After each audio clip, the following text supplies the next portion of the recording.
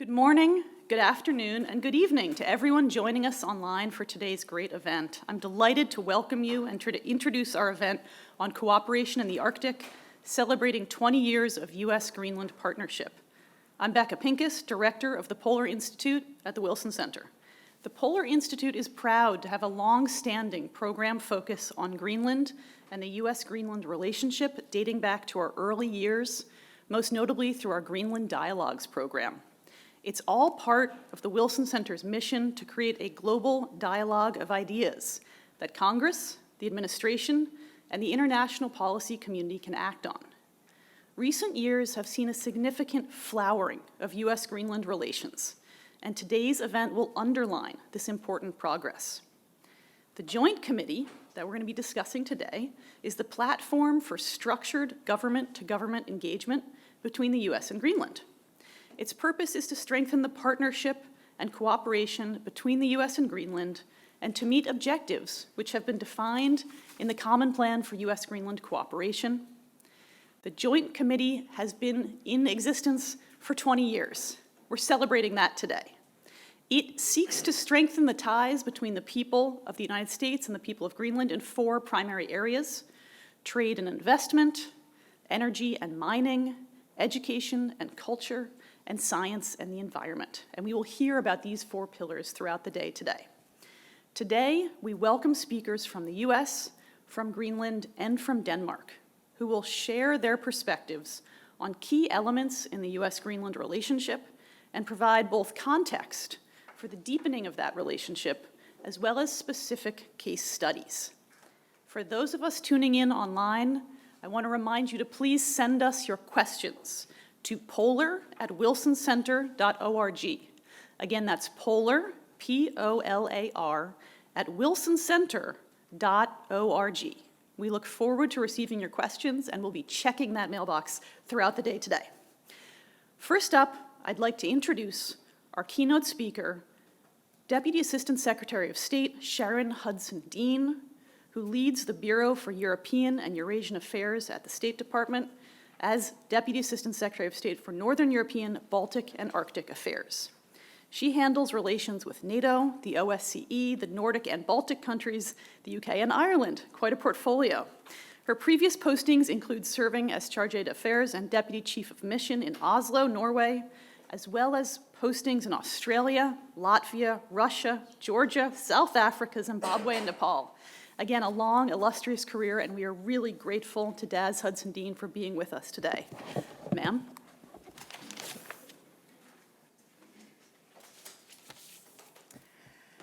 Thank you very much, Dr. Pincus, and to the Wilson Center for hosting us all here today. This really is a great pleasure and an honor, and wonderful to be able to join so many people in person, but especially so many people online.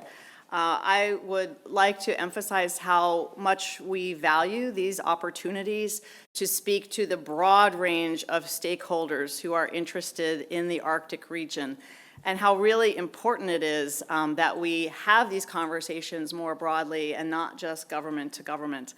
I was recently, just late last week, in Reykjavik for the Arctic Circle Assembly Conference, which brings together many stakeholders and interested academics and policymakers.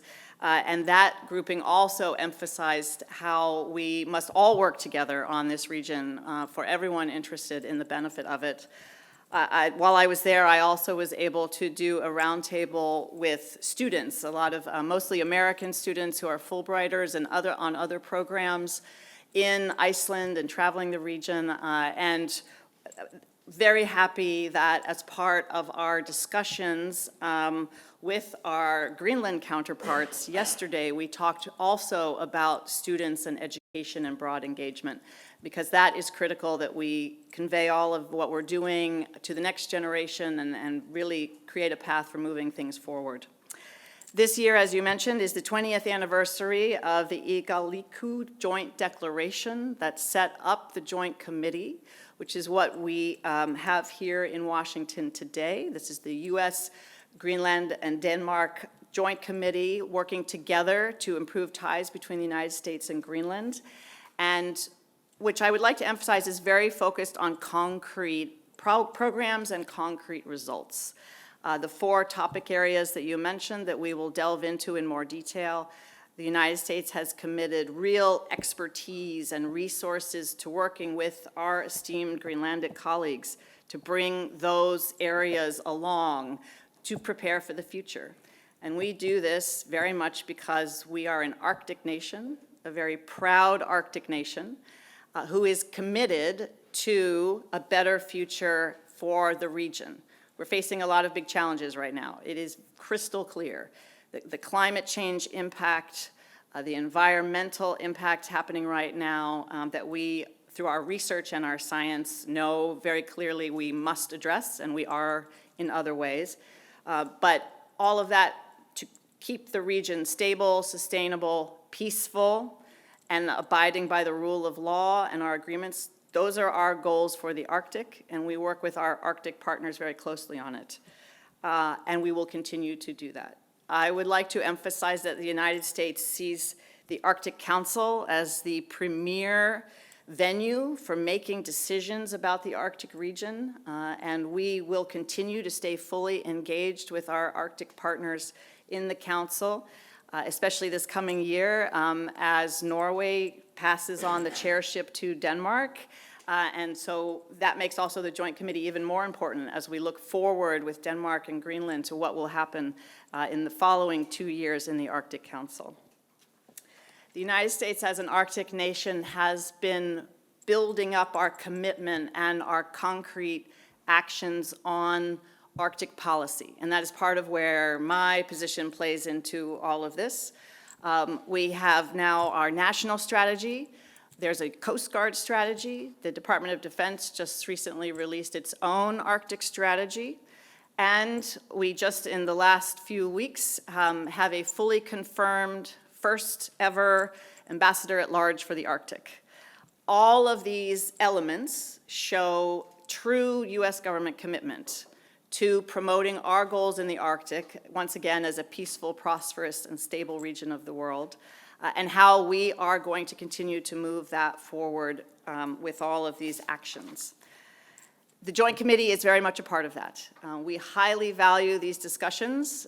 We do it once a year and then have interim follow-ups. It includes visits, it includes leadership engagement, it includes people-to-people, sharing research, and really showing also economic possibilities and developments. Our Greenlandic colleagues will share some very exciting news regarding transportation routes that I think will really be a dynamic change element in the coming year that will enable more Americans to become familiar with Greenland personally, we hope, which goes to a very important point. Greenland is our neighbor. It is close by North America in distance. The geography of Greenland really matters. It matters for North America and the United States. It matters for the world in terms of its size and the ice cover and all of its extremely special environmental aspects. It also matters in terms of resources. And most importantly, it matters because of the special people that are there and all of their goals for the world, which line up very well with our goals for the world. And so with that, I would like to thank you very much again for highlighting this. We look forward to many future engagements on the Arctic region in general and also regarding our relationship with Greenland and Denmark. Thank you very much.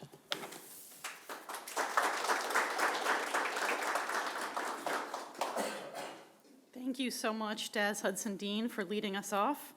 Next, our second keynote speaker, I'd like to welcome Kenneth Høegh, head of the Greenland Representation in the United States. Hailing from Narsak in southern Greenland, Mr. Høegh has represented the government of Greenland during posts to Nepal, Bangladesh, and Vietnam. Between the two of you, you've covered the whole globe. He's served as deputy minister in the Ministry of Foreign Affairs for the government of Greenland, and in 2021, he was posted to the Greenland Representation here in Washington, D.C., and we have been delighted to work with him since then. Mr. Høegh, you're welcome. Thank you. Thank you, Pekka. It has always been a pleasure working with the Wilson Center, with the Polar Institute, and especially with the Greenland Dialogues. Much time has passed since the US Army arrived in Greenland during World War II. That's really the initial proper contact.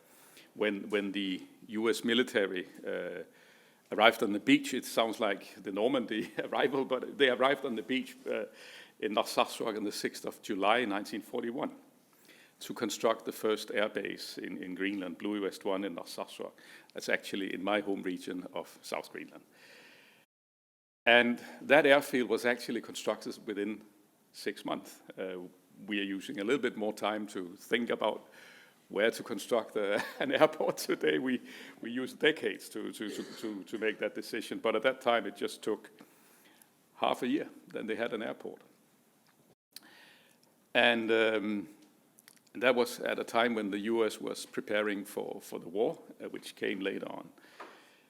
I have a special experience that my father told me about. Back in 1945, my father, as a teenager, together with his father, passed the air base in their little boat. But at that time, as Greenlanders, they were actually not allowed to fraternize with the Americans, and so they could only look from the distance what's going on over there. But all this has changed, and today we do fraternize with Americans, and we do we do cooperate with Americans, very much so. So very much has changed since then, and finally, due to the Igaliku Agreement in 2004, we were accepted as equal partners in the cooperation between the Kingdom of Denmark and the United States in terms of the defense of Greenland. And of course, these changes has happened gradually over generations. It has taken time, where we have moved slowly towards an equal relationship from the 1940s up till today. Therefore, the 20th anniversary of the Igaliku Agreement and the joint declaration creating the Joint Committee is extremely important for us in Greenland.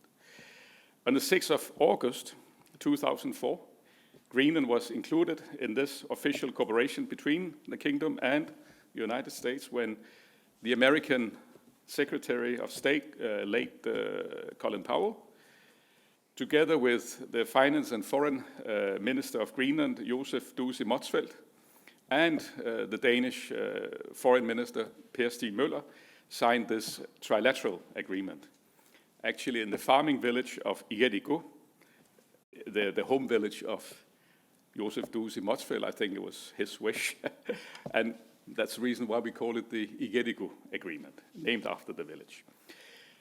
This agreement made the formal setting for us to be included as equal partners, but the agreement also marked the beginning of an economic and technical cooperation between Greenland and the United States.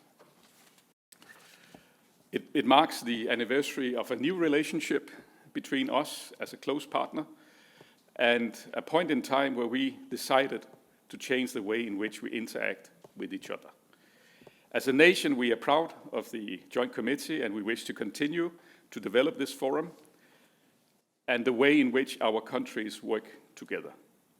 The world has changed so much within the 20 years gone by, but what remains is very much our commitment to work together and a recognition of the importance of cooperating in and for the Arctic region, as a changing Arctic also have an impact on the rest of the world.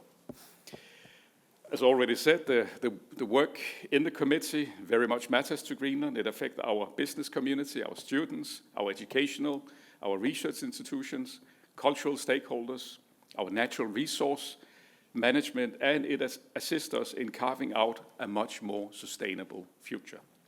It also brings together organizations and people from both countries in potential long-lasting relationships, and it brings about a better understanding of each other.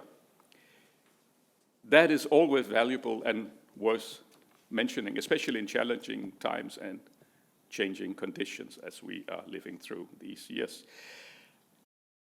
A new and great development in our relationship is the new airline route from Newark to Nuuk next year, where United Airlines will start to fly on the 14th of June 2025.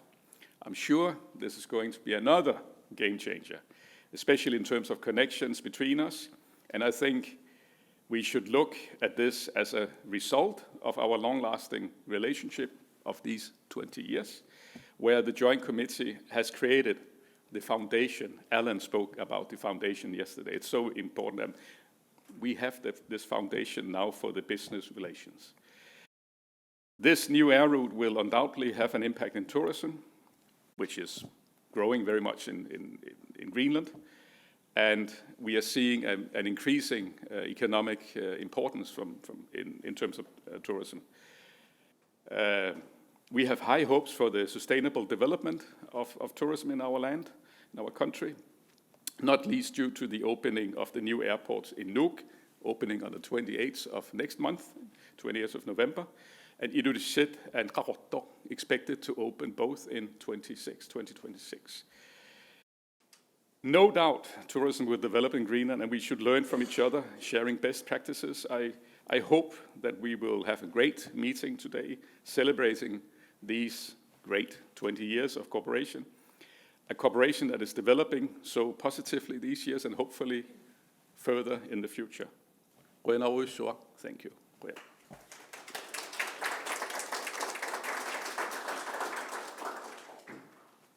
Thank you so much, Kenneth.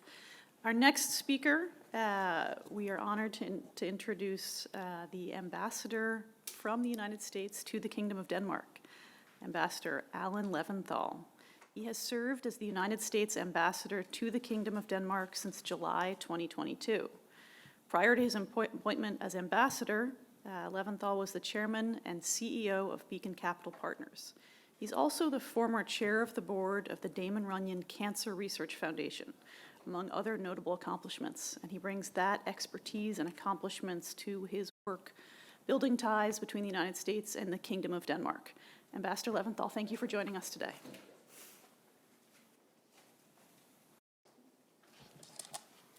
Thank you so much, Dr. Pincus, for that warm welcome. And I'm honored to be with all of you here today, Deputy Assistant Secretary Sharon Hudson-Dean, Greenland's representative to the United States, we just heard from. We work so closely together, Kenneth Høegh, and Ambassador Tobias Rehfeld.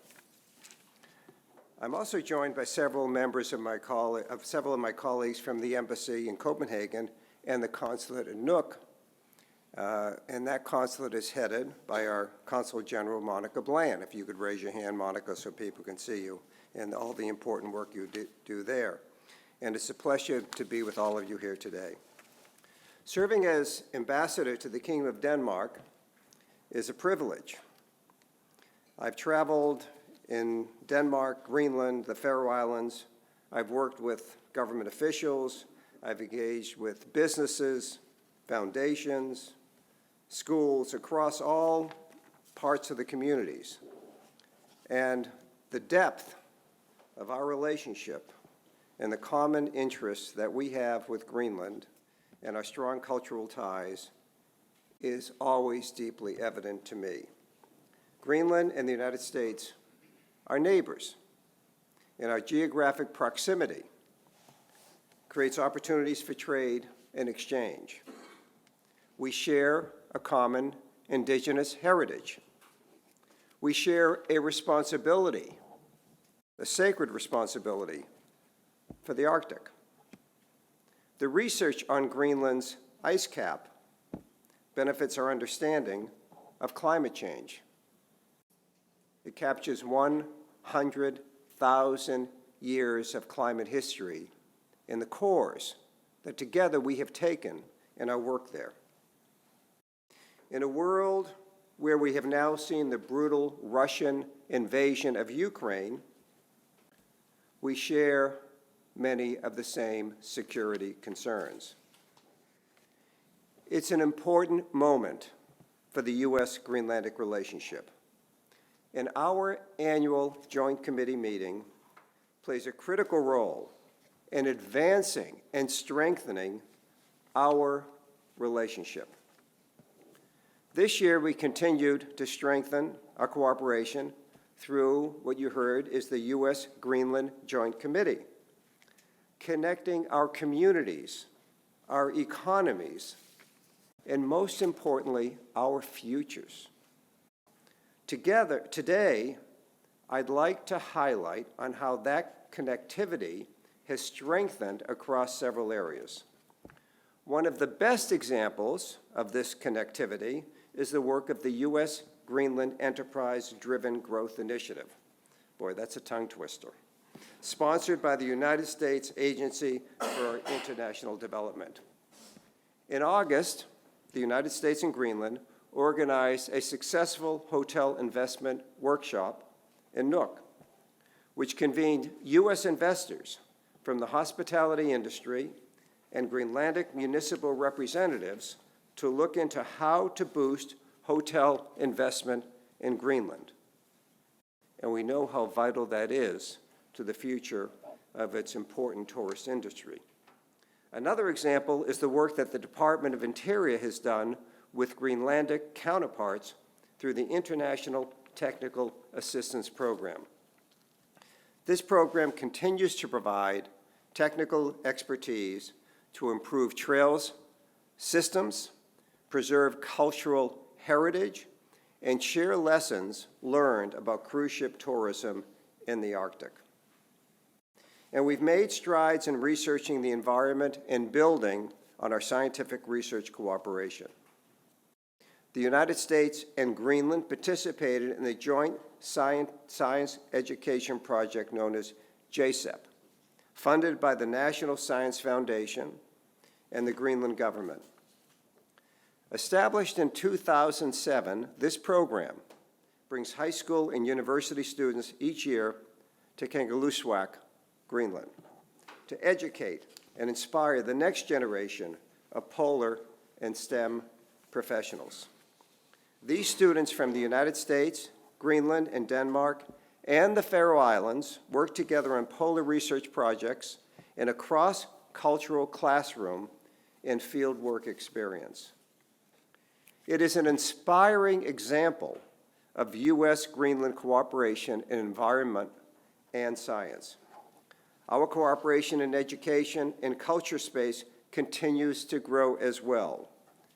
We've expanded Greenlandic participation in the Fulbright program, creating more opportunities for academic exchange. We look forward to a fourth cohort of the Fulbright Arctic Initiative, hosted by Nuuk next June. The Arctic Education Alliance continues to expand opportunities for students and professionals across Greenland and the United States. And this year, students from southern Greenland participated in an internship and training program at the University of Southern Maine, where they focused on sustainable tourism and hospitality management. And we look forward to further designing the alliance to even better address priority institutions and sectors in Greenland. These initiatives are just a few of how we've collaborated in the past year.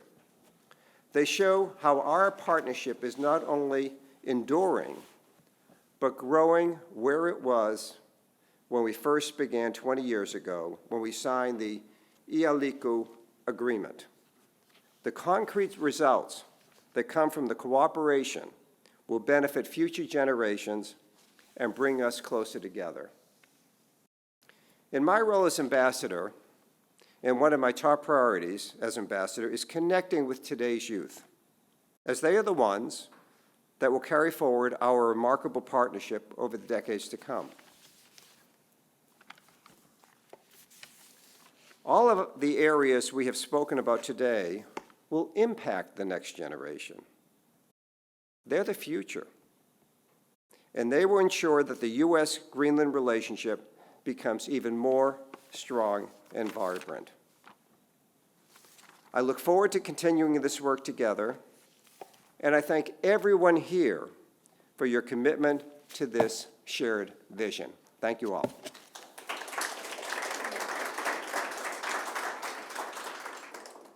Thank you so much, Ambassador Leventhal. And we really look forward to digging into some of those examples that you queued up for us later on today, so I thank you for that. Our next speaker is Ambassador Tobias Rehfeld, Head of the Department for Arctic and North America. Ambassador Rehfeld is Ambassador of Denmark and Head of the Department of Arctic and North America in the Ministry of Foreign Affairs of Denmark. He also holds the position as Senior Arctic Official for the Kingdom of Denmark in the Arctic Council. And as we all know, the Kingdom of Denmark is taking the chair of the Arctic Council in the spring of this year. So we look forward to maybe a couple of comments about that. But stay tuned for some Polar Institute coverage of the upcoming transition in the Arctic Council chairship this spring. Ambassador Rehfeld, thank you. Thank you very much. I would like to start by thanking the Polar Institute for hosting today's event. Thank you very much. It's really an honor to contribute to the discussions together with my great Greenlandic and American friends and colleagues in connection with our yearly joint committee sessions between the governments of the US, Greenland and Denmark. Now, Denmark has excellent and long-standing cooperation with the Wilson Center. And while it goes without saying, it would be a remiss of me as a Danish ambassador not to underline just how much we appreciate the strong cooperation between the Kingdom of Denmark and the United States. Now, 20 years ago, a new chapter opened in this relationship between the US, Greenland, and Denmark. For the first time ever, a US Secretary of State, Mr. Colin Powell, came to visit Greenland. And in this, he came to Iqaluit, wonderful little village in the southern part of Greenland. All of us had the chance to visit last year during the joint committee meeting. I've heard a story that he arrived early, so him and Joseph Motzfeldt, the Minister of Foreign Affairs of Greenland at the time, they had the full day before the Danish minister arrived. He was late due to a cancellation of a plane, and from what I hear, Dusi really enjoyed the fact that he had Mr. Colin Powell alone to himself without the Danish minister lurking around in. But anyway, the Danish minister arrived, and the three ministers signed the Declaration of Cooperation that laid the foundation for a flourishing development which today generate tangible and really practical results on a number of issues. We already heard some of them: green energy, mineral extraction, tourism, trade, investment, research, and education, and the list just keeps growing. Cooperation that has allowed us to learn from our past and establish very grand and meaningful ambitions for the future. Now, diplomacy mediates conflicts. It builds bridges, it facilitates platforms for cooperation, but international cooperation is not necessarily easy. You must want it, or you must need it, and you must allocate the resources necessary. And it will only be successful if it's driven by people with the right knowledge and the right dedication. And as such, we are in luck. Not just do we here at the meeting represent three governments fully committed to meet the ambitions of the Iqaluit Declaration and make it a resounding success. We are also extremely fortunate that the cooperation is implemented by world-class experts from Greenland and the United States, which breathe life and reality into these political aspirations of the Iqaluit Declaration. Experts that allow us to move beyond just diplomatic niceties and answer a multitude of questions. How do Greenland, in a sustainable and locally inclusive and acceptable way, open its beautiful landscapes to even more international tourists? Which infrastructure does it demand besides new airports? How do you attract the necessary investments? What are the parameters for ethical and mutually beneficial research that will allow the extraordinary scientific potential of Greenland to help us all to better understand climate changes that are affecting not just the Arctic, but the entire planet? Which mineral richness lay in the Greenlandic underground, waiting to fuel our green transition and scientific progression for the benefit of all? How do we create the framework conditions that will enable the trading relations to flourish and for our young to reach their full potential? These are all questions that the Joint Committee is working very hard to understand and to answer. And today, 20 years after the diplomatic groundwork was done in Iqaluit, we allow ourselves to celebrate the progress done. Trade is expanding, new flight routes from the US to Greenland are opening, mineral deposits hidden across the great island of Greenland are identified and catalogued, exchange programs for education and culture opens up new horizons for young people from Greenland and the US. We are making progress across the board. Now, each of us, I think, on a personal note, we spend too many mornings waking up to increase tension and instability in the world, neighbors attacking neighbors. Our common potential sometimes seems to be dangerously eroded by greed, by uncontrolled ambitions, or a sharing competence. But the Iqaluit Declaration provides us not just with hope, but with reason for optimism. The framework of the Joint Commission has become a successful vehicle to increase connectivity and enhance collaboration in the Arctic at a time where such collaboration is dearly needed. Next year, the Kingdom of Denmark, Greenland, Faroe Islands, and Denmark will be entrusted with the chairship of the Arctic Council. It's a great responsibility, but we will enter the challenge in the spirit of the Iqaluit Declaration: cooperation, ambition, inclusiveness, and the dedication to make a positive difference. I thank you all.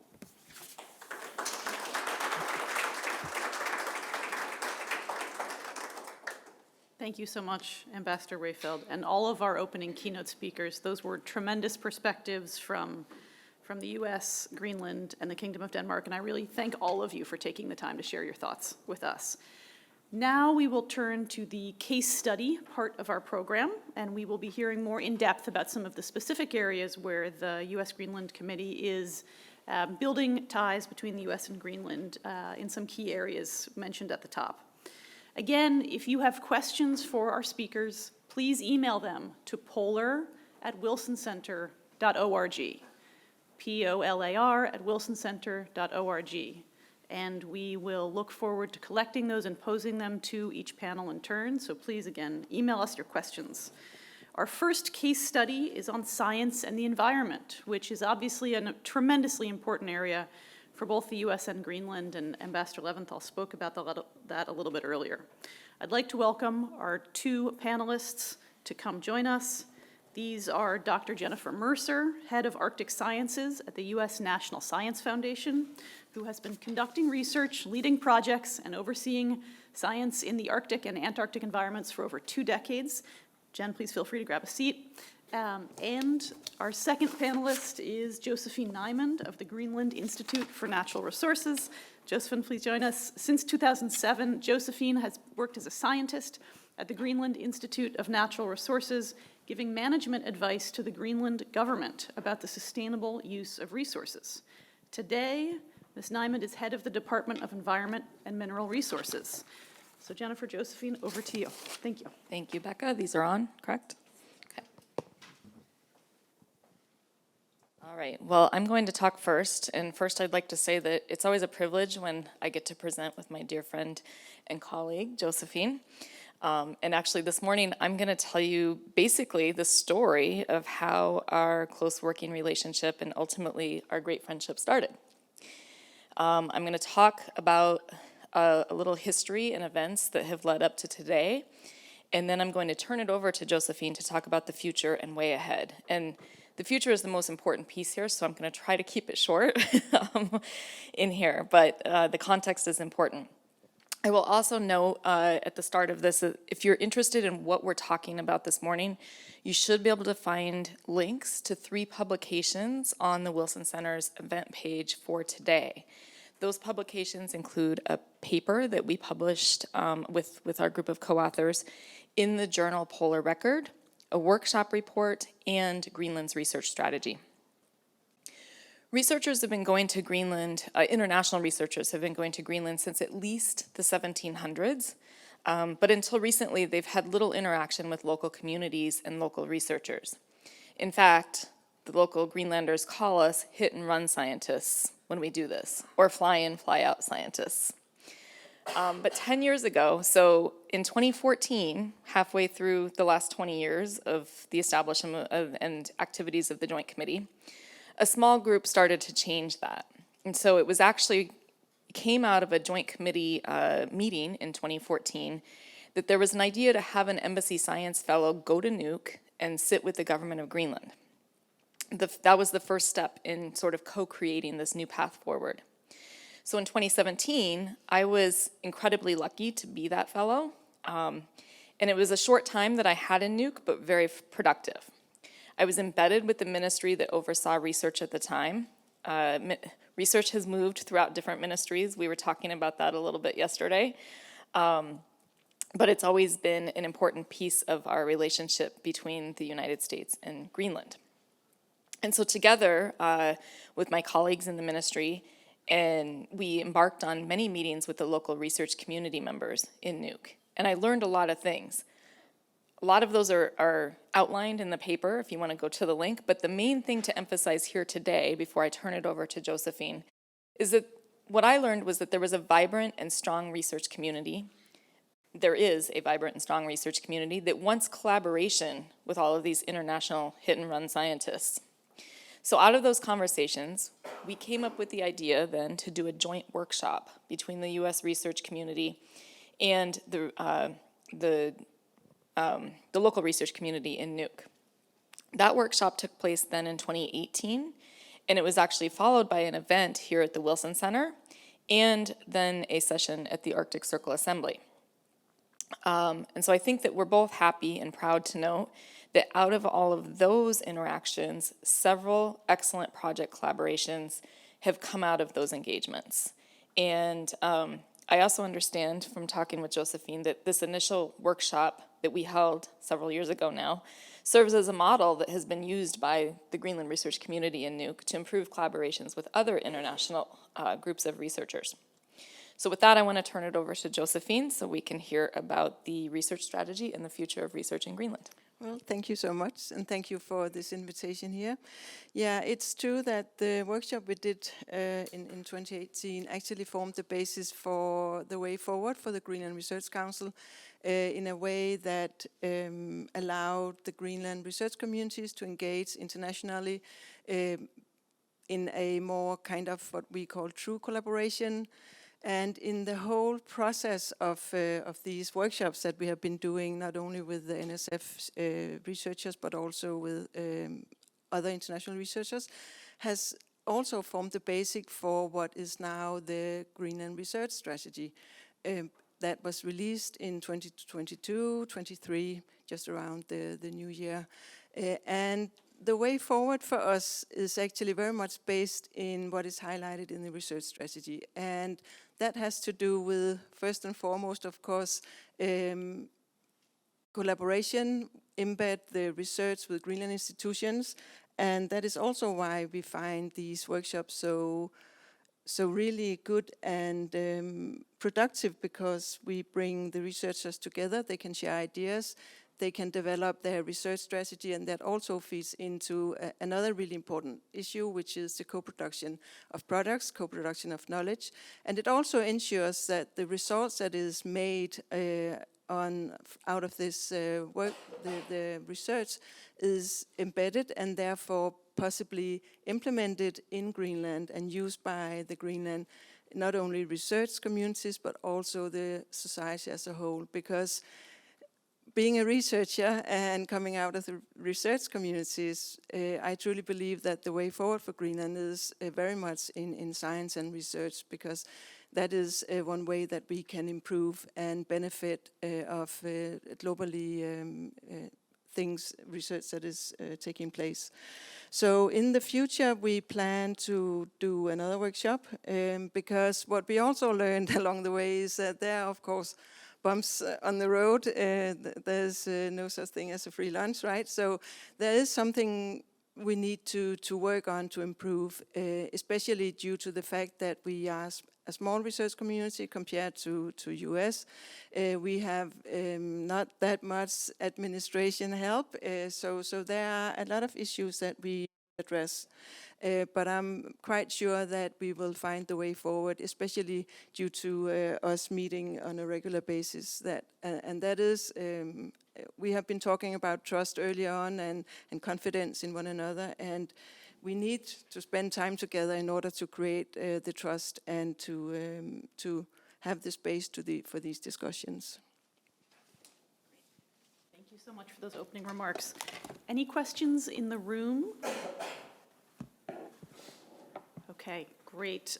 We have received a couple of online questions. They're not strictly about science, so I will let you choose if you'd like to respond. And I'll share these, and if any other speakers later on want to make some comments, please feel free. And again, if there's any science-related questions, either in the room, please put your hand or your name tent up, or again, please email your questions to polar@wilsoncenter.org. So the first question that we have got is, it is about whether Canada should be a part of the US-Greenland Joint Committee, which I know is a little bit out of your swim lanes. But I do think it's an interesting question when we think about the environmental and science connections between Canada, Greenland, and the United States as sort of from a North American perspective, and the proximity of Canada to Greenland. And I know that there's been some, I think, joint scientific work in Baffin Bay, if that's correct. So any comments from Jennifer or Josephine on that question? Okay, maybe I can start. Yeah, from the Greenland side of things, we do actually have quite close collaboration with Canadian institutions. We have formalized partnerships, and there are a lot of work taking place in those partnerships. But whether it should be kind of part of the Joint Committee is not for me to decide. But as a researcher and representing the research community, we are, of course, interested in whatever collaboration that can improve our knowledge and our way forward. Great. And I think I'll add to that, yes, the strict answer to that question should be left to our State Department colleagues.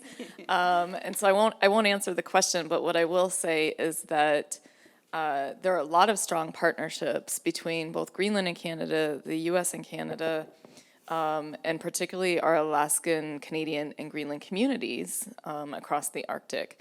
And so it's ripe for collaboration, co-production of research, exchanges, I think. And in particularly in this current geopolitical situation where we've lost access to half of the Arctic due to Russia's invasion of Ukraine, I think that a lot of our allied countries are strengthening their partnerships, and Canada certainly is very much a part of that, as are the US and Greenland. Great. Thank you so much. Building on that, we received another question about the European Union. Again,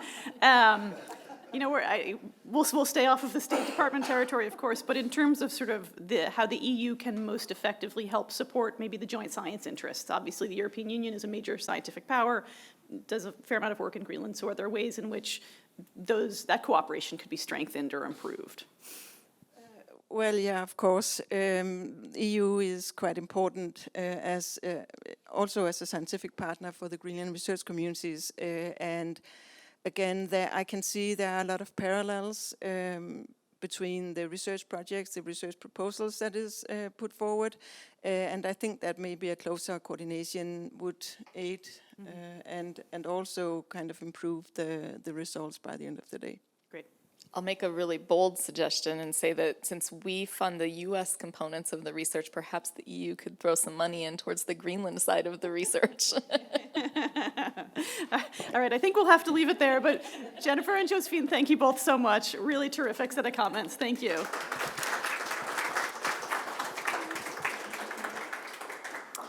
Our second case study is on energy, and we are fortunate to be joined by Paul Hooper, who is Director of Energy and Mineral Resource Programs in the U.S. Department of State's Bureau of Energy Resources. His office manages technical assistance programs and diplomatic engagement on energy and mineral resource sector governance and capacity building, and he will be talking about that case study today. Paul, thank you.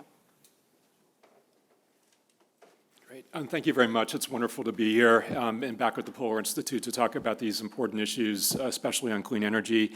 I wish our partners and friends at the Ministry of Energy and Nukisserfit, which is the national utility in Greenland, were able to join here today in Washington, but I'm happy to carry the water and share the electrons as best as I can.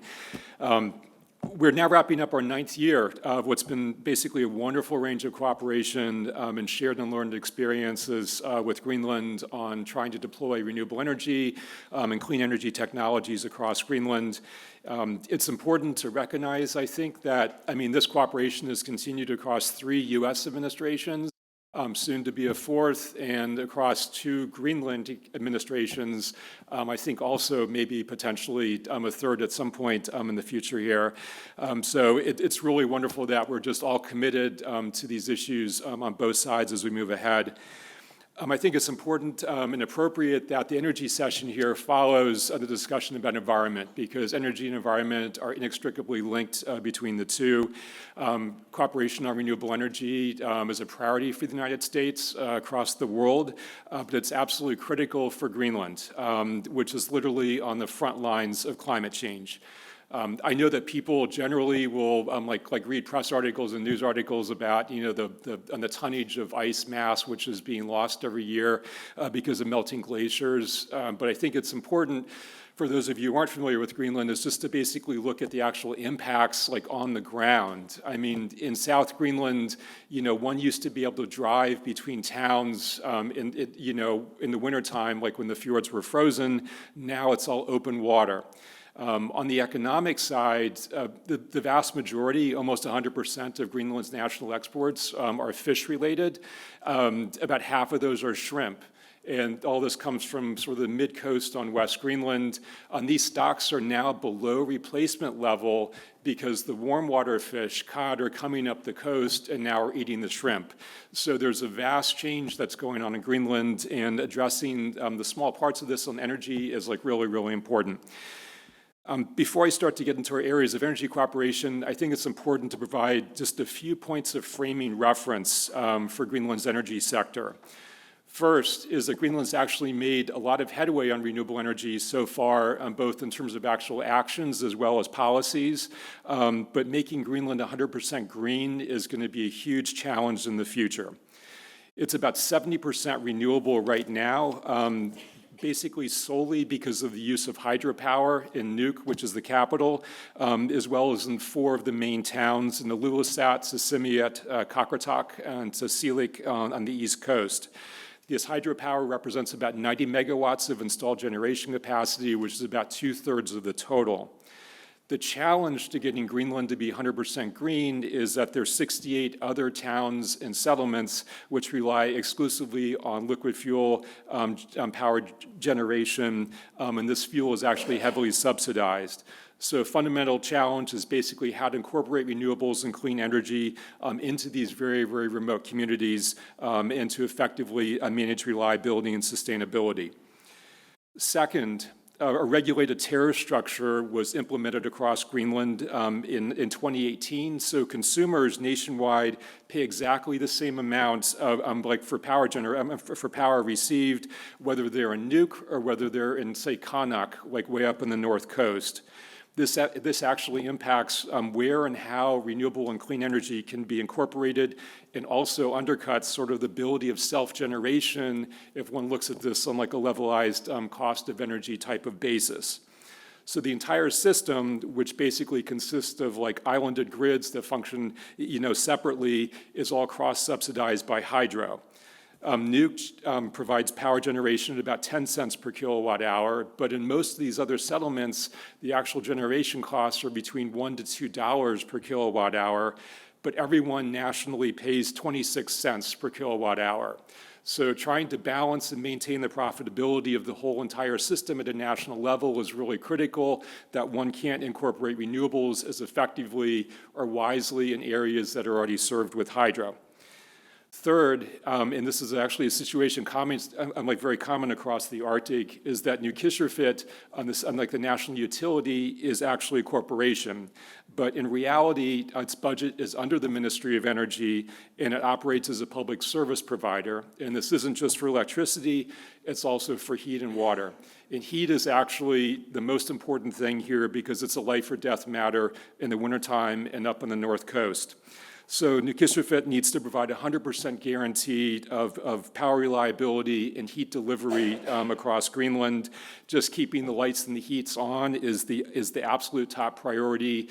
And there's a real challenge to trying to not implement with renewable and clean energy technologies as like a test bed. It's got to be a proven technology. And then finally, in terms of framing context, is just trying to identify and project what the future demand and locations of that demand are going to be in Greenland.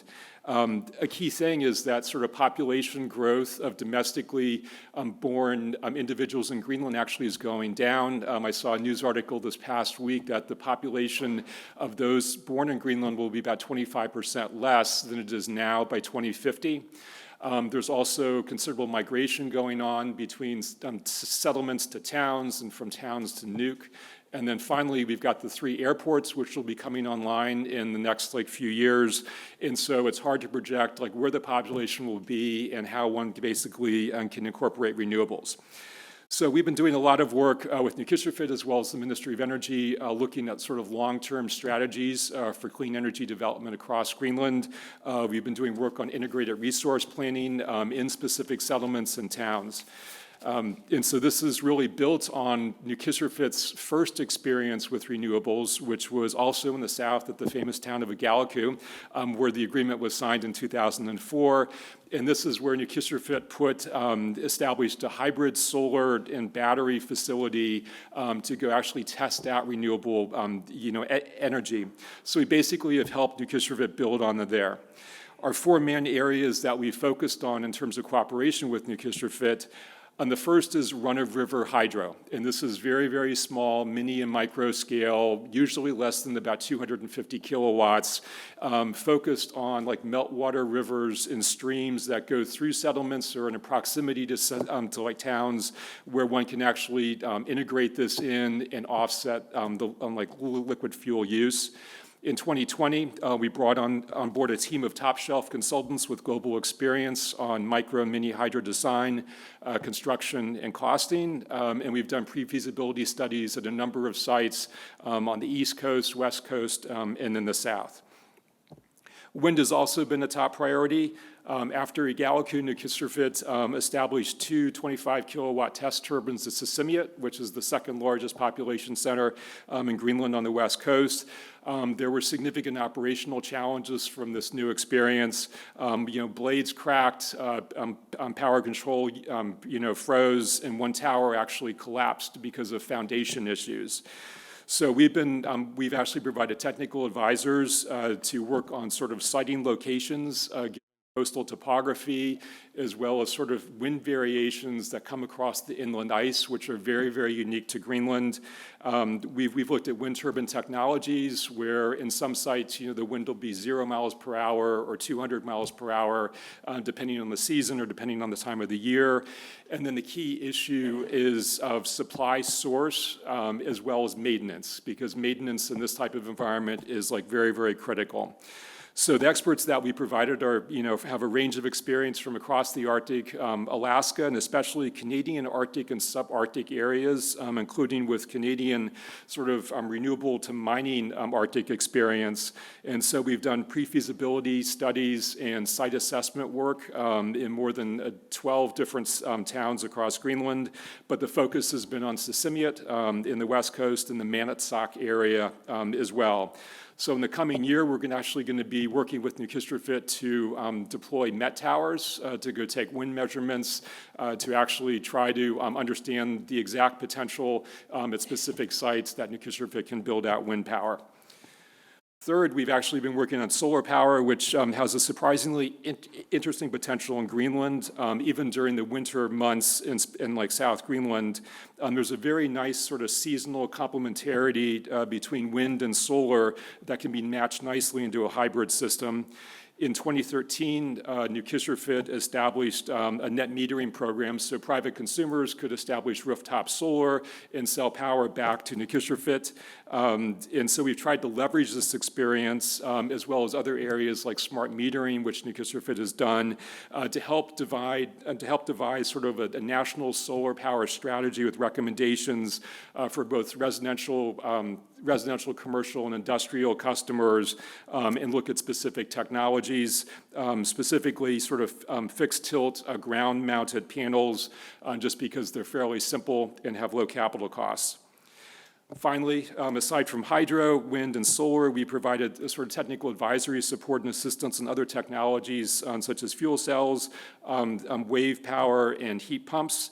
On heat pumps, we actually did a landscape study across Greenland, and this actually was in direct support for establishment of Nukissiorfiit's first industrial scale heat pump in Qaqortoq, which will be coming up next year. And then in the coming year, we're also going to be supporting sort of technical advisory work on battery energy storage systems, as well as integrated resource planning for hybrid systems in a select number of prioritized settlements and towns on the West Coast. More broadly, for the Ministry of Energy, in addition to the national solar power strategy, we did do a national renewable energy landscape analysis to look at policy areas which could be strengthened. Our biggest cooperation, though, with the Ministry of Energy has been working on advisory support for the large-scale hydropower tenders. These are in areas on West Greenland between Maniitsoq and Nuuk, where there's about 2,000 megawatts of potential. A couple sites that we've found which are about 800 megawatts, very high head over very short distances. And so the advisory support that we provided over the last couple of years with the ministry has been working on project structure, how one can sort of box up sort of a hydro project with an industrial or like an IT center and make that economically viable given the different timelines. We've done some work on pre-qualification requirements because obviously it needs to be a success. And finally, also assessing and helping mitigate sort of risks both to the government as well as to investors. Finally, for the Ministry of Mineral Resources, because Greenland is a mining country, and Greenland really is looking forward to trying to develop its mining sector. We've been doing work in terms of identifying renewable and clean energy options for the mining sector. This includes, off-grid renewable supply options, financial incentives, fiscal and regulatory structures, and clean energy technologies, such as the use of EVs and automation and battery storage. So we've been sharing the experience across the Arctic. We've had many, many trips to Alaska and also to Canada, as well as Iceland. And I know that we've learned as much as we've shared. Greenland's really a very unique and special operating environment, and it's important that it finds its own solutions, and we look forward to helping it realize its renewable energy potential in the coming years. Thank you. Yeah, sure. Great. Paul, thank you. Up here. Okay, I'll join you. Come sit. Get comfortable. Okay, thank you. Thank you so much for those great remarks, and you covered so much ground. I really appreciate that. We have a couple of quick questions, and then I'll let you go. First off, we've heard about the airport's opening and anticipated growth in tourism. What does that mean from an energy perspective in terms of the hydropower supply or other sources when we think about increasing numbers of tourism and energy? Do you have any comments on that? So I also am going to defer to Kenneth here on a couple things regarding the airports. But, the biggest impact is going to be in the Nuuk area, and this actually is a top priority where the Bukesfjord hydropower plant is planned to be more than doubled up to about 100 megawatts of capacity in the near future. And this is absolutely critical, and it's a top priority for Greenland. In other areas like Ilulissat, which is actually the top tourist destination because of the ice fjord there's actually a surplus of hydropower. So Ilulissat's actually in really good shape. There's a town near Ilulissat which is called Asiat, and Kasagangawit, which is a settlement nearby, and there is sort of a combination of hydro and wind power that we've been working on for that. And it's interesting as one's balancing sort of the electricity demand with the hydro, as well as the wind potential to help address the heat issues. So in general, I think things are actually pretty good with the international airports. The real potential that's interesting is actually in South Greenland in terms of large-scale hydro potential, and this ties into potential for mining sector development as well as growth of like the towns in the area down there. Great, thank you. The second question that we have received is about the feasibility of undersea energy cables from Greenland to North America. So that's actually a great question, and that actually was an original proposal that was done for that West Coast, that Midwest Coast large-scale hydro project to actually run a cable over to Iqaluit. And I think I've actually seen a proposal to run it to New York. It's somewhat the same situation as one has with Iceland, with proposals and concepts of going to the UK with undersea cables. So we actually looked at this and discussed with the ministry, and again, the ministry is not here today. The actual sort of viability when one looks at transmission system losses, even with the direct current system over that distance, it's potentially like a nice add-on, but in terms of like a base load sort of from like an economic basis, it's not enough and sufficiently in terms of the offtake to be able to allow that. Okay, great. Paul, thank you so much. This is terrific. Thank you.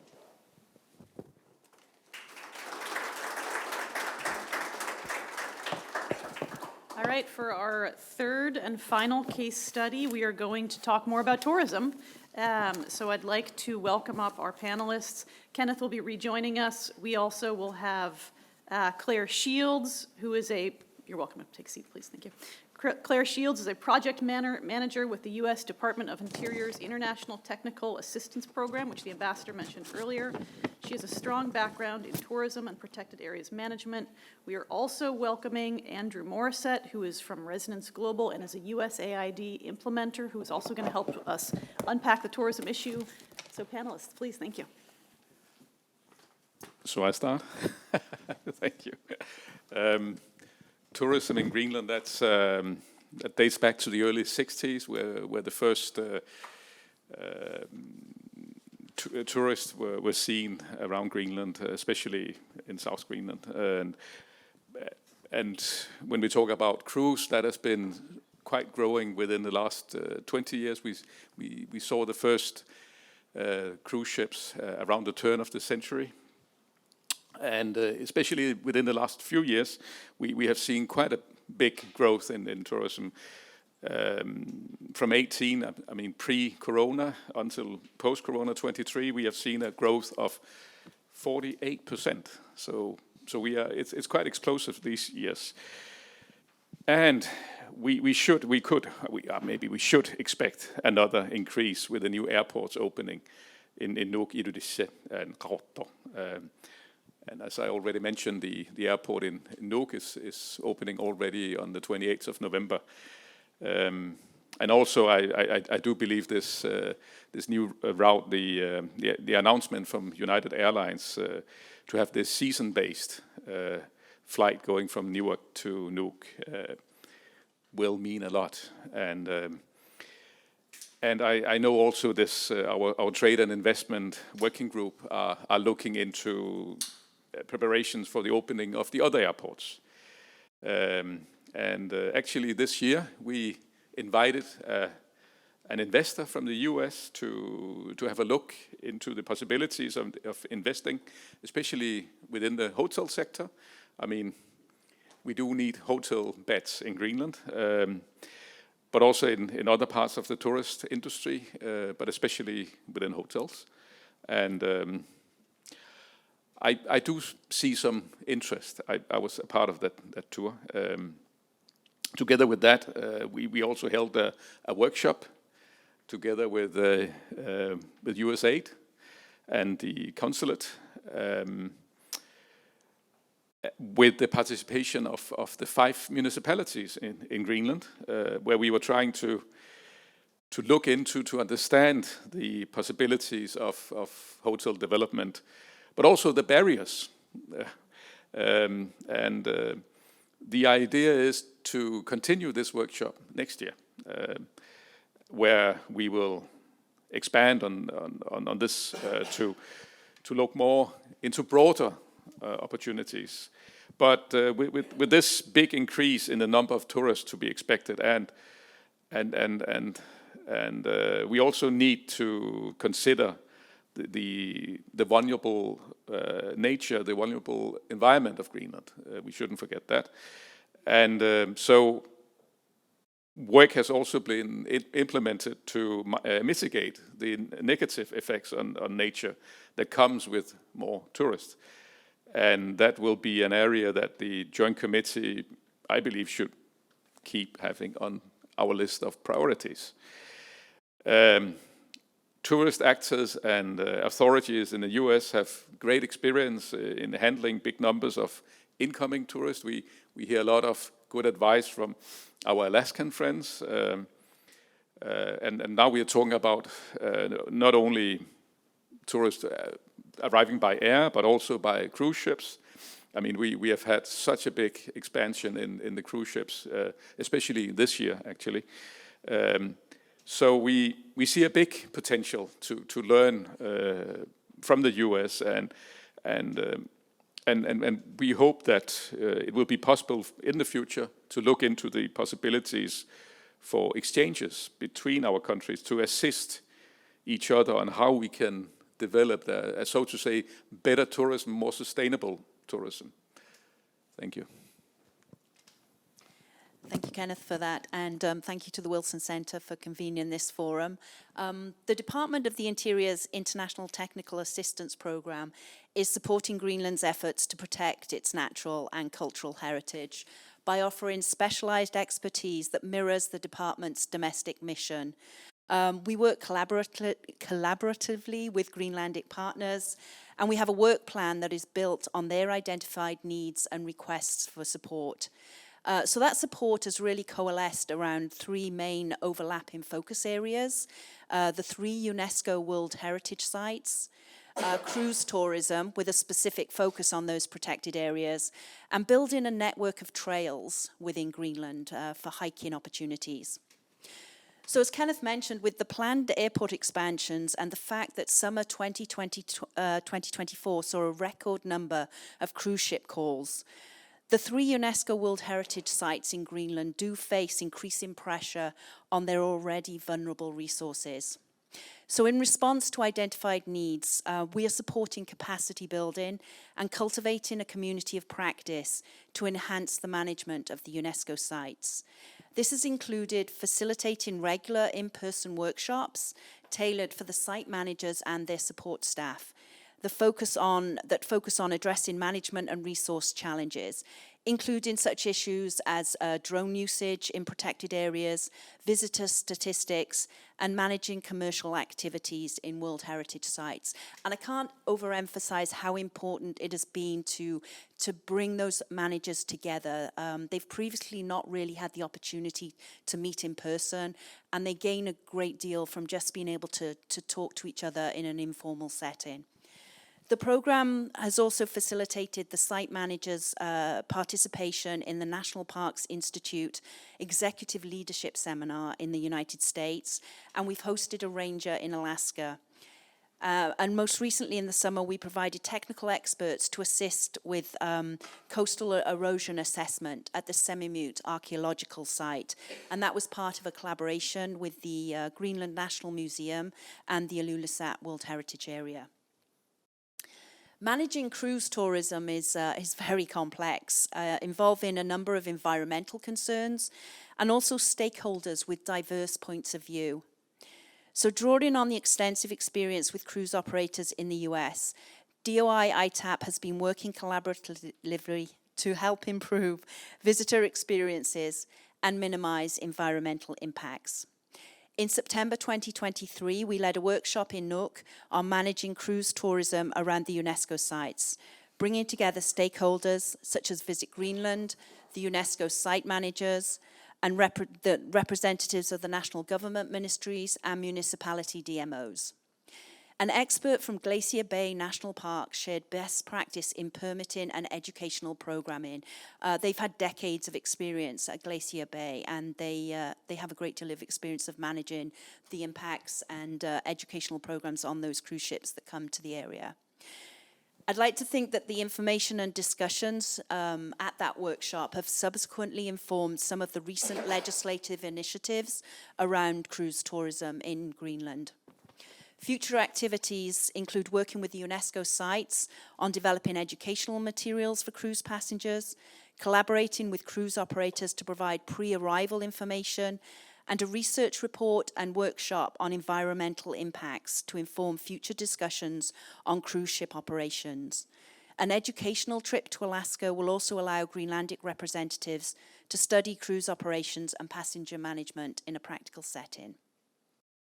DOI ITAP has partnered with Destination Arctic Circle since 2022 to support improvements to Greenland's Arctic Circle Trail, and recently extended this effort to Nuuk. A landscape architect from the US National Park Service spent a month in Nuuk to assess trails and develop a maintenance and improvement plan to include wayfinding and mapping.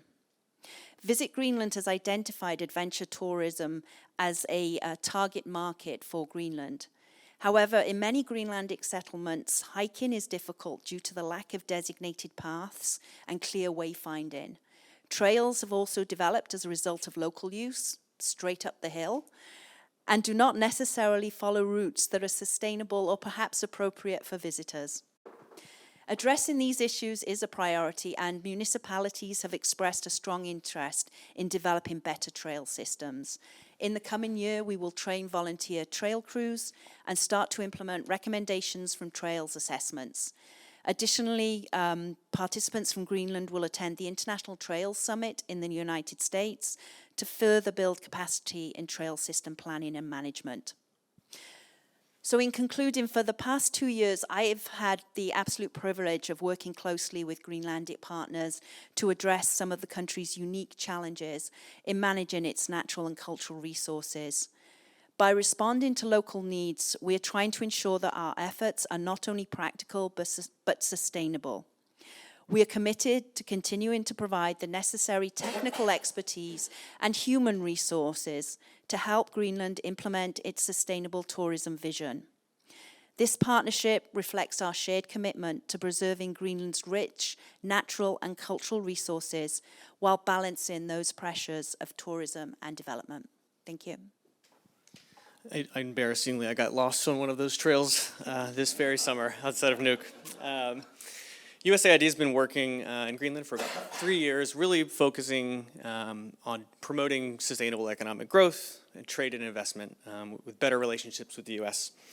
So unsurprisingly, tourism is a huge part of that, and an increasingly growing part of that. And we like to think about tourism as its role sort of beyond just filling hotel beds or selling trips and getting more Americans over, but its indirect linkages to the broader economic environment. And I like to think that our program, which Ambassador Leventhal mentioned earlier, the mouthful of enterprise-driven growth initiative in Greenland, has been really focused on getting at this growth question for 2 different levels. Number one, at the operator level, so working with businesses directly in Greenland. So we've been working with Nalik Ventures, which is a local partner in Greenland, to run the Inclusive Business Incubator. This is an incubator for small business and entrepreneurs. They have been cycled through 2 cohorts already. So 65% of the graduates of this program are tourism-related businesses. These are businesses in accommodations, doing logistics, doing transport, any number of topics. And then we've seen as well lots of our direct support to Greenlandic businesses that are looking to do more trade with the U.S., so working directly with them on growing their customer portfolio or supply base with U.S. companies. We've seen a tremendous spike in interest in, essentially we're anticipating American tourists. How do we deal with that? What kind of products do we need? What kind of experience do we need? What kind of linkages to things that American tourists might be used to? We want to build our business and our core relationships there. So we've been providing technical assistance directly to businesses as well as through our local partners, the local business councils. Addition to that, and Kenneth mentioned this earlier, we've been doing work at the municipal level, working with our local partners, each of the 5 municipalities, targeting, one is this kind of investment readiness question. So providing capacity, technical assistance to those 5 municipalities in terms of your long-term strategic planning, their land use plans, how they sort of market themselves and are preparing to deal with what we anticipate is a growth in international investment interest, which could be as simple as what languages are all your documents in? Are they in consistent formats? That sort of thing, as well as just sort of the processes for engaging with these kind of for business. So we've been working directly with them, including the workshop that Kenneth mentioned, and bringing that sort of outside investor perspective, giving them an opportunity to have a discussion to hear why Greenland's an amazing investment location, what some of the potential risks and concerns are. We thought was really a useful way to get the municipalities directly engaged with foreign investors. The other element there, and this is a complement to the work of the Department of Interior, doing economic development strategy and planning with 2 of the municipalities. One focus on many sectors, but including tourism as a key growth driver, and then a direct, a short-term sort of tourism driver strategy with the Kuyata UNESCO site. So I think overall, I mean, we're finding that number one, the most important thing that in our work is sort of, as Tobias Hudson-Dean mentioned, this kind of practical engaging with businesses, local stakeholders. We're seeing the value in kind of local partnerships, right? You know, we want to make sure that local partners are involved in everything we do, whether they're local implementing partners, whether they're the sort of the local business councils. And then driving, again, knowing that investment promotion, it requires an active and lively private sector in Greenland, so trying to work to grow and support local businesses to make sure they're able to take advantage of what we think is a great opportunity and not sort of see it as a big risk. And I think in the future, we're really excited about the continued work with investment promotion and municipal engagement. Thank you so much. We have one question, and I think I might ask one of my own, if you don't mind. I think just for any folks watching this online who think of tourism as an unmitigated good, can any of you just give us a little bit of a flavor of what some of the challenges might be? Why, tourism seems like a great way to drive business, but can you talk a little bit about some of the sort of characteristics of Greenland that are making us talk about this at such length, right? What are some of those challenges? Well, I would say, first I would say accommodation. I mean, we need the accommodation, but in those respects, I think it's a very wise thing to start with a summer route, because we got vacant capacity during the summer season in Nuuk, so that makes a lot of sense. But in all over Greenland, and especially within these areas where we have the development of the airports, we will need a lot of development in terms of the hotel capacity. And that's also the reason why we are welcoming potential investors. Yeah, great. I'll just talk from a natural resources perspective. I think most people are familiar with the damage that can be caused to some of these fragile areas if you have too many tourists or too many visitors and they're not managed in a sustainable way. Having visited Greenland myself, one of the big issues is seeing a lot of social trails around some of the more popular sites, and those social trails in some instances go directly through cultural resources, so sacred sites that really people shouldn't be trampling on, but the visitors are not aware of those sites. So I think some of the trails work that we're doing will look to keep the visitors on specific paths, keep them away from some of these sensitive sites, and try and manage visitation in a sustainable way, and also provide educational wayfinding as to why they shouldn't just be wandering everywhere. So thank you. The only thing I'd add is this sector will really thrive when it keeps that social license to operate. And we've seen in a lot of cases where you have too many tourists who are sort of off-grid or doing their own thing or sort of crowding out local resources. It can sour quickly with the local population. And I think that is one of Greenland's great strengths. And I think having to carry that in mind is going to be a key part of this. Yeah, that's great. And that cues up a question that we have received. What is being done to ensure the needs of local communities, indigenous communities, are included in planning for increased tourism? Well, I'll quickly just add, I mean, nothing that USAID is doing is done without partnership, without either partnership to the government of Greenland, a local municipality, or some other sort of deputized group like No Leak Ventures. We mentioned sort of the small business association there in Greenland. So everything's done in partnership with local implementers, with, and the work we're doing, sort of kind of that practical, concrete work, is always with Greenlandic businesses, with Greenlandic owners. We're trying to make sure that that is the driver of that. Great. For sure. Thank you. Yeah, and we are developing actually new legislation in terms of tourism, which is looking into those issues. Great. Thank you all so much. Thank you, third panel.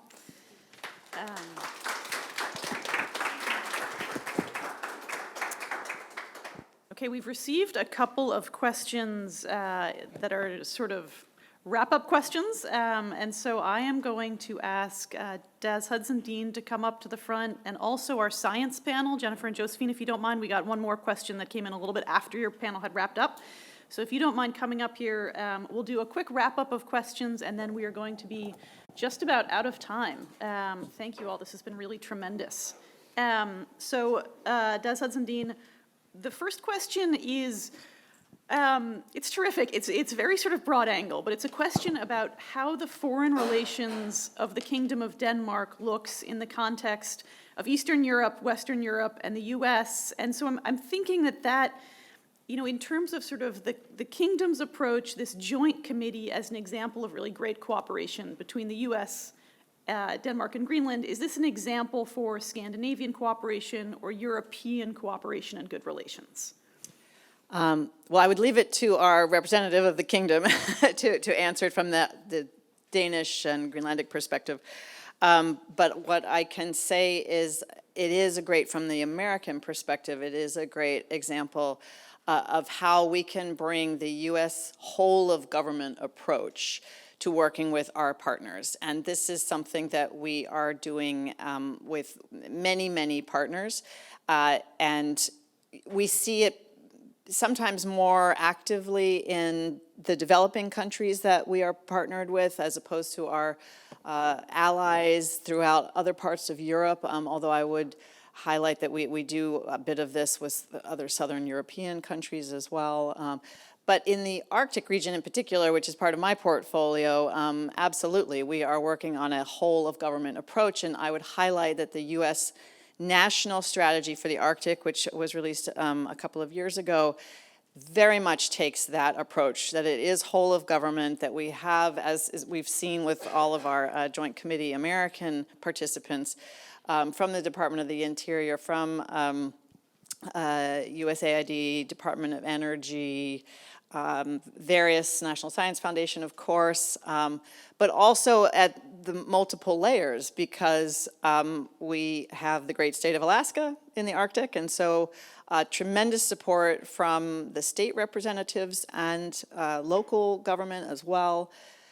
The national strategy was then followed by an implementation strategy of how we are going to meet these targets, and a lot of the implementation work is whole of government and focused both domestic and more outward looking. So as a model, absolutely what we're doing with Joint Committee is something that we're applying in many other ways to be more effective and have a bigger impact. Great, thank you. We received another question that notes that State Department and USAID presence in Greenland is relatively recent. And the audience member was asking, does the U.S. government plan to continue this presence in Greenland, and what might the impact of the forthcoming U.S. elections be on any planned activities? I know that's probably, the last question you want to answer with an election 3 weeks away, but we did receive it. I'm obliged to pass it on, so I wonder if you could talk about plans for the future. Sure. I'm happy to do that. As a career State Department person, I am nonpartisan, so I'll of course say that up front. But I will say that we are committed to continuing our presence in Greenland and all of this activity, which goes back many years over many different administrations. And I will note that our consulate in Nuuk was opened during the last administration, and we have continued to strengthen it and build up the activities in this administration. I would also highlight that we have quite excellent bipartisan support for U.S. Arctic policy and engagement in the Arctic region in the U.S. Congress across the board.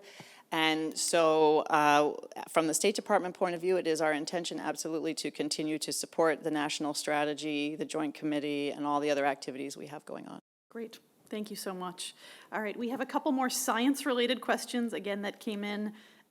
So first off, are there policies that create barriers to moving forward in science cooperation? And conversely, are policies needed to facilitate the adoption of traditional or indigenous ecological knowledge?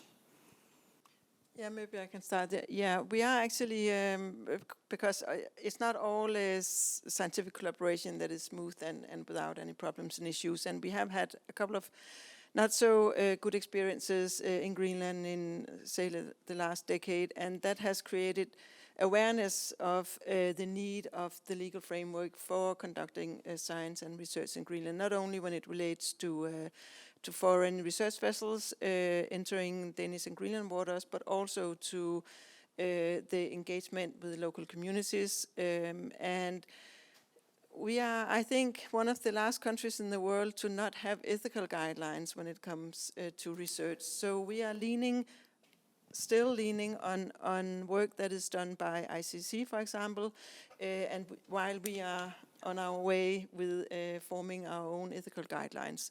So all this work has to be in place before we sort of can open totally up for the framework for how we as local indigenous Greenland research communities will engage, also when it comes to engaging with indigenous communities in Greenland. Okay, great. Thank you. Jen, do you want to answer that at all? I could just add that well, I don't think there are any major policy barriers while Greenland is working towards developing its own ethical guidelines and legislation to govern research. We are very keen on implementing best practices, even in advance of the legislation coming out. So things that we do in other parts of the world, in Alaska, in our own waters, implementing best practices to make sure that we are respecting local communities and the resources. Great, thank you. Last question. Can you describe in a little more detail where local science and research counterparts in Greenland offer particular value? What types of research can especially benefit from these types of collaborations? Well, we have this, well, for example, during the COVID pandemic, it was not possible for US scientists or any scientists to travel to Greenland. So by having a close collaboration and being good partners, we were able to conduct the work that was planned. That, of course, has to do with practical barriers, but we could do it because we have the capacity and the competences to do it. Otherwise, it wouldn't have made any difference, right? So we are able to work on equal levels because we have quite a comprehensive research community in Greenland. That's great. Thank you. Yeah, and I think there are many more examples. That's an excellent example because research was able to continue on during the pandemic when we couldn't send Americans to Greenland. But across the Arctic, including in Greenland, and then also even outside of the Arctic, we often hear that local traditional knowledge holders tend to know more about what's going on in their ecosystems and in their local communities and environments. And scientists are coming in and asking similar questions, and so to have their input is critical for things like sea ice, snowpack, permafrost, biology. Biologists should be working with local hunters if they're studying caribou feeding habits and changes in those things. So there are many areas where it can really benefit. Great.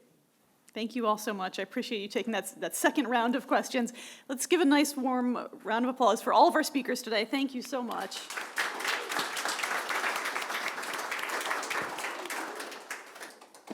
We are just about out of time. I want to thank everyone who joined us online. Thank you all in the room. I think we've heard so much today that, it really has given, I think, excitement and optimism. I'll echo what Ambassador Rehfeld said about, there's a lot of terrible news in the world today, but I think we've heard a lot of really good news today, which is badly needed. And I think,